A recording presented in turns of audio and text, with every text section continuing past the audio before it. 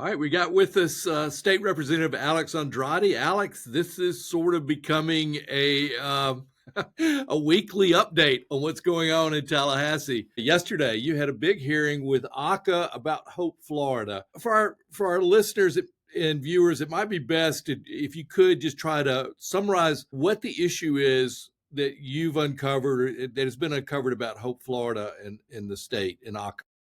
Well, to start, there's two very distinct Hope Florida initiatives at the state level. The first is the one that everybody who's following might be familiar with, which is just a direct support organization for the Department of Children and Families. It's essentially a nonprofit attached to the agency that can raise private funds to essentially support the agency's mission. The First Lady got involved with it and tried to, she tried to frame it as like, we're going to use the private community nonprofit organizations and churches to help people get off welfare, which seems like a noble cause. The other, the Hope Florida that's actually doing the work, is just state agency employees that have had their titles changed from whatever they were doing at a state agency to Hope Navigator. And the whole premise is essentially that these Hope Navigators, the state employees, are supposed to just be doing their jobs better. I can't understand the distinction there, but apparently state agency employees, before they were retitled Hope Navigators, were never helping Floridians get connected with other agencies when needs were identified. That's essentially, it's like essentially it's just a hotline that people call instead of calling a specific state agency. It's bizarre. But yesterday we had ACA come to talk about the state's largest contracts, which are Medicaid managed care contracts. Our Medicaid spend in Florida is $35 billion. So it's about a quarter of our entire state spend every year in our budget. These contracts are with massive like Fortune 500, Fortune 50 companies, and they're the ones that administer our Medicaid program here in the state. What we discovered in this new contract was that Hope Florida has just been injected into this contract in some very bizarre ways, to the point where Hope Florida, these healthcare plans, managed care companies, have to share healthcare data with Hope Florida, which is somewhat bizarre. I don't know why they would need that information. And these managed care companies are supposed to essentially prop up Hope Florida in providing what's called expanded benefits. So, like in the contract, one thing these companies can avail themselves of is Hope Florida's loneliness services.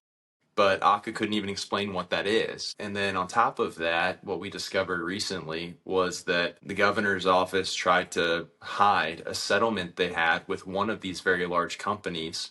And instead of taking the settlement money that was paid by this large company and putting it back into the state coffers, they said, 10 million of what you owe us, just give it to the Hope Florida Foundation at DCF, which makes no sense. It's a completely separate agency. And no one has been able to explain why ACA did it, why that money was necessary to go to the DSO for the Department of Children and Families, or what that money is being used for today. It's a violation of state law to not take settlement funds and put it back into general revenue. And it's a violation of state law to not share information about these types of settlements with the legislature. I think it was done for an illicit purpose. We just don't know what that purpose is yet. Now, is the First Lady over the foundation also? Is that part of is she involved in the foundation that you're talking about? The Hope Yeah, Florida. this was apparently her mission. She claims that it was her idea and that this is her initiative, but she's not referenced in any documents as like an official member of anything. So that's a little bit bizarre too. The credit that the Hope Florida Foundation claims as far as how many people they've gotten off of welfare is a little bizarre, when it was disclosed yesterday that Hope Navigators are just state employees. So I don't understand why the Hope Florida Foundation can fundraise off of the concept of state employees just doing their job well. It's all very bizarre. Now, after the meeting yesterday, and I've watched a replay of it. Is you had the ACA secretary, education commissioner, accuse you of ambushing them. Talk a little bit about that. That to me also seemed to be unusual because it would seem to be a pretty hastily put together lineup to gang up on Alex Andrade. It looked like a hostage video, Rick.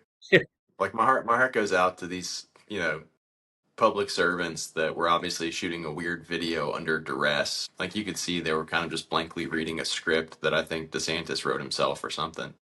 Kind of like a DeSantis press conference. I've been to those where everyone's reading a script. It's not that uncommon.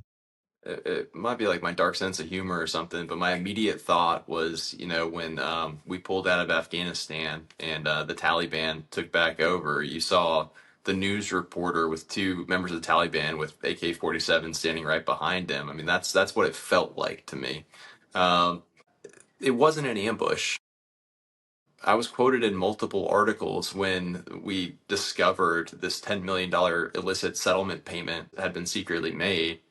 And we were there to talk about the state's largest contract. I had the Medicaid director, Brian Meyer, there to talk about the state's largest contract, which just happened bizarrely to feature Hope Florida heavily in the contract. I didn't demand that Siobhan Harris, the Secretary of ACA, come and speak, but she was formerly the DCF Secretary, the Secretary of Department of Children and Families, when this settlement occurred, and I think that she felt obligated or compelled to come up and try and defend her own actions when she was the DCF secretary. So she came up and took the microphone, and I just asked Secretary Harris if she had something to say. These were pretty simple questions yesterday. Why did ACA feel justified in directing state taxpayer money to a separate agency's direct support organization? What was that money intended to be used for? And why does Hope Florida feature so heavily in the state's largest contract? They couldn't answer any of those questions yesterday.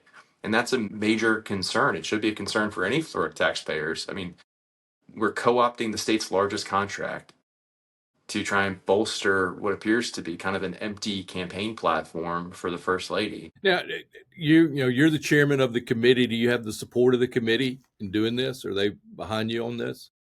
Yeah, I think some of the best questions were asked by members of the committee yesterday as this all unfolded. Where do you see this going from here? I still need answers about why ACA, secretly directed this money with no state oversight, and what the heck the DSO is doing with the money. Those questions haven't been answered. I mean, again, this is an initiative coming out of Governor DeSantis' office. I do know that these vendors for the state are making sizable contributions to Hope Florida already voluntarily. And I think it's good business to try and curry favor with the governor's office right before a contract comes out. You want to try and build a relationship and hope that gives you a favorable treatment in a contracting process. I don't hold it against any vendor who's making those contributions and sees that as an added benefit. The issue comes with a state DSO, an agency's DSO, refusing to produce their Form 990 to the IRS. They've never filed a 990 with the IRS, and refusing to share with us who's donated to them and when and what they're spending their money on. These are simple questions. This is not rocket science. This is just good governance, and they're just refusing to participate in that conversation. Now, what's the hammer that y'all have? What do to force to get the answers on this? Well, I mean, the legislature's powers are we create laws, we create the budget, we can send subpoenas. I don't know if we're at the point where we're going to subpoena anybody, but I do intend to invite the chairman of the board of the Hope Florida DSO to come and explain himself, the executive director of the Hope Florida initiative to come and explain himself, and the secretary of DCF to help me understand exactly why and what this DSO is doing and how it's supporting DCF's mission. The big concern for me is CMS compliance. The federal government provides 60% of our Medicaid spend. So the $35 billion spend that we have, over 60% of that is federal money with a lot of strings attached. The federal government does not look kindly on using its money to pay state employees' salaries and then commandeering that time to do things that were not approved to be done.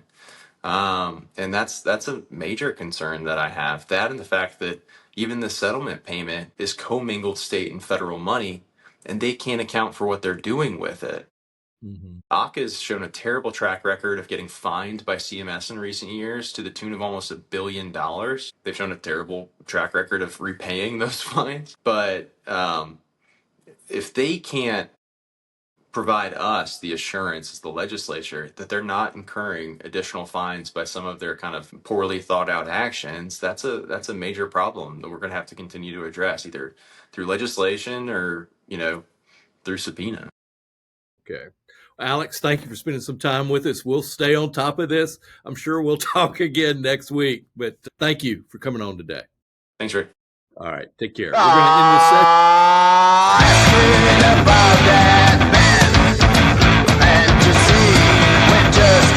Thanks for watching, and to keep up with what's going on, be sure and subscribe. Just click on the little dog to the right and click the subscribe button. You can also like this video and click on the bell, which will notify you of new content. This really helps the channel grow. We appreciate you.